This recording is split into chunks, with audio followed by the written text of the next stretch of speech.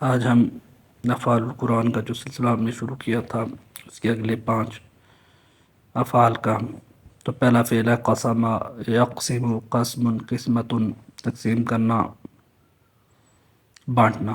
اہم یقسمون رحمت ربک، کیا وہ تقسیم کرتے ہیں رحمت آپ کے رب کی.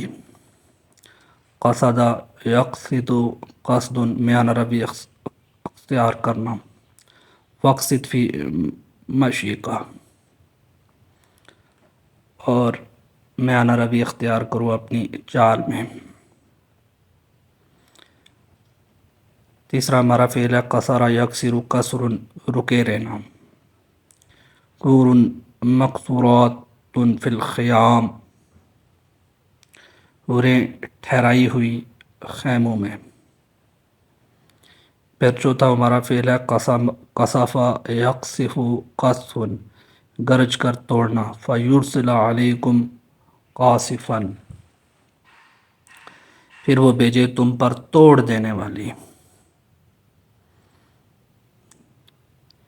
پھر پانچواں ہمارا آج آخری فعل ہے قسم یقسم، قسم برباد کرنا، توڑنا.